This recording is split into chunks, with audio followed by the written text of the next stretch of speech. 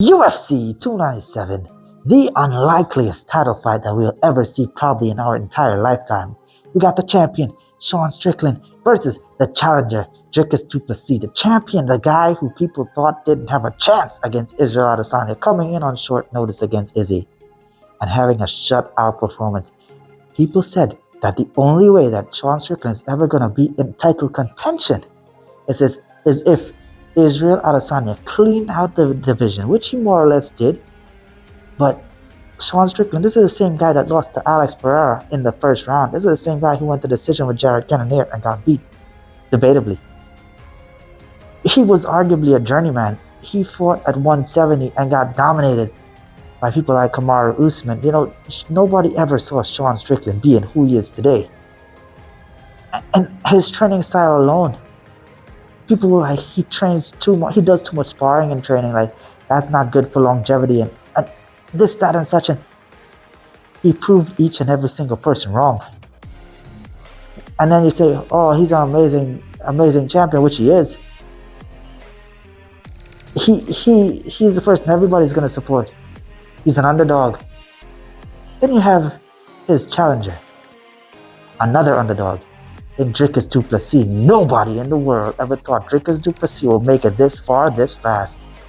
People saw him as the guy that gets tired. He only has 1 round of gas in him, 1.5 round of gas in him.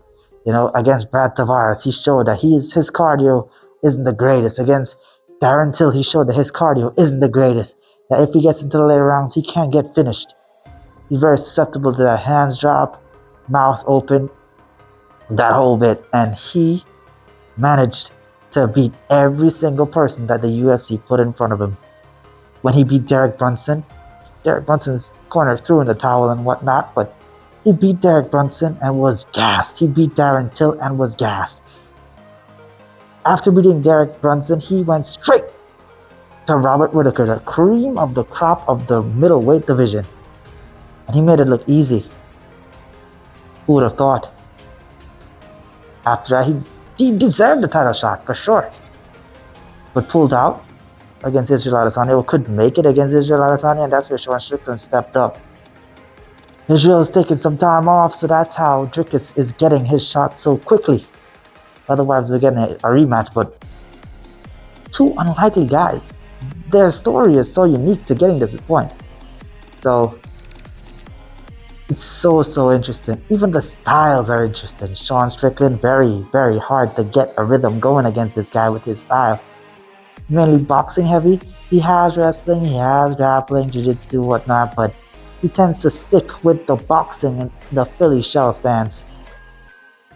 Israel Adesanya couldn't make a note against him. But that's because Israel Adesanya is more of a technical kind of striker. Tries to be technical at least. Then we have Dricus du Plessis. The guy packs a lot of power in each one of his strikes. And he's not like the average, jab, jab, jab. He's not like that kind of guy. He doesn't set stuff up like that too much. He's like hook, body shot, hook. He just goes crazy and so much power behind each and every single one of his shots. I think his cardio is great considering the way he fights. Other people disagree, but that's them. Dricus du Plessis is phenomenal in terms of getting people out of there. And when you try to shoot him for a takedown against him, he's got that guillotine that you got to worry about as well. A lot of torque on that, can tap anybody with it. This is going to be a mainly stand-up war. I don't think anybody's going to be shooting for takedowns. If anybody is, it's because one of them is gassed or hurt. But the earlier fight favors Dricus du Plessis. The longer the fight goes, obviously favors Sean Strickland. This fight does not go the distance, people.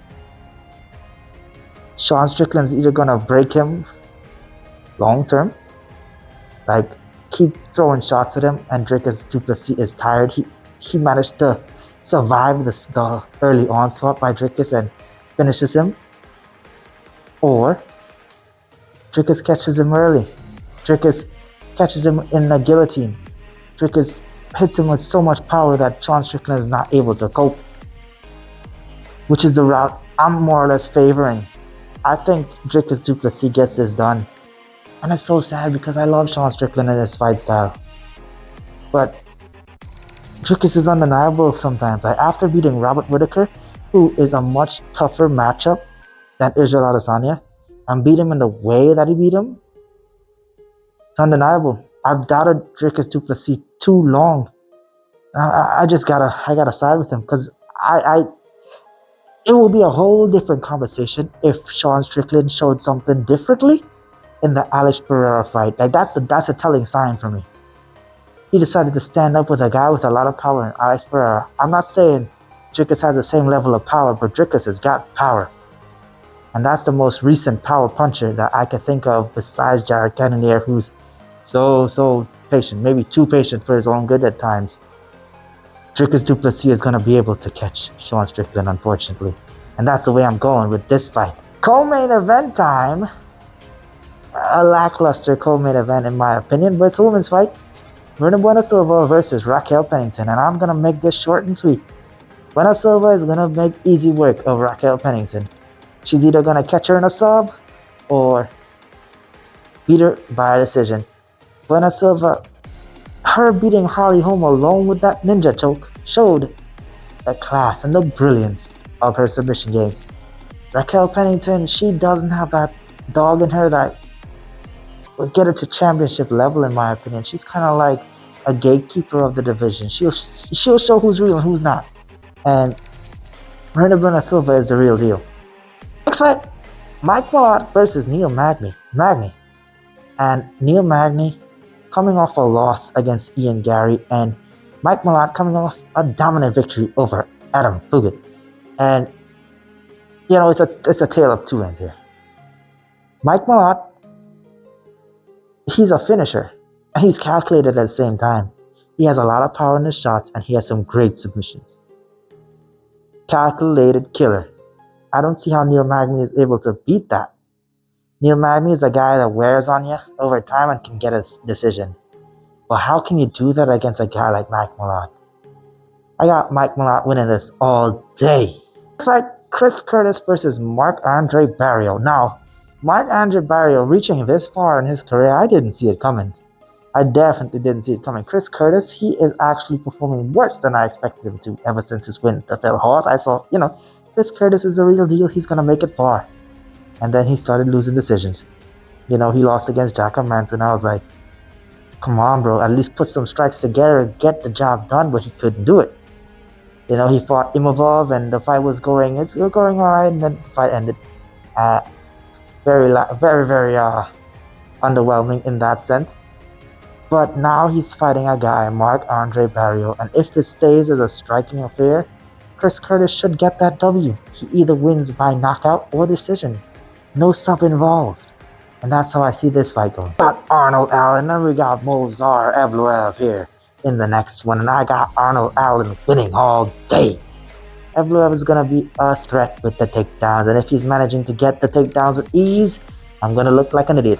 But he struggled against Diego Lopez. I mean, granted, Diego Lopez, he's got the subs, and he's so great off the ground, but Arnold Allen is no slouch, and he's great with striking. Look how great he performed against Max Holloway in that fight. People expected it to be a complete shutout Max Holloway's way, but it wasn't.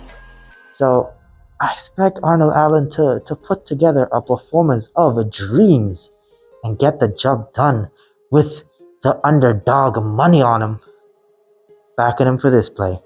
But take it with a pinch of salt. He's fighting an undefeated guy. You all know how that goes, but I think he gets exposed. On to the next one. So there's only 2 fights left that I would like to talk about very, very briefly. It's not that I don't like the rest of the fights. It's just I'm not going to be betting the rest of the fights. So first one is actually going to be Brad Katona versus Garrett Armfield. And Brad Katona in his last fight, he showed how durable he is. And I'm going with him for this one. I think he gets it done by decision. Brad Katona is a phenomenal fighter. He's won the Ultimate Fighter, I believe, twice. Not once, but 2 times. And Garrett Armfield, he lost against David Onama. And granted, David Onama, he's decent, but Brad Katona's got that dog in him. He's going to be able to fight through the pain. He's going to be able to bite that mouthpiece and start slugging. I mean, he doesn't have enough power to knock you out, but he has enough power to respect him. And Garrett Armfield, I'm struggling with his name already. That's why I don't want to bet him, because I'm struggling with his name. But anyhow, you take it. He doesn't have what it takes to go into the deep waters with a guy like Katona. And I got Katona winning this one all day. One is Ramon Tavares versus the guy that he lost to in the first time he went to Dana White Contender Series. City or whatever his name is. You know, the editor, hopefully he shows a picture of the guy, but he's gonna win. I mean, you watch the fight over in Dana White Contender Series. It was an early stoppage. Granted, yes, it was an early stoppage. Ramon Tavares went down, but he's gonna keep going down.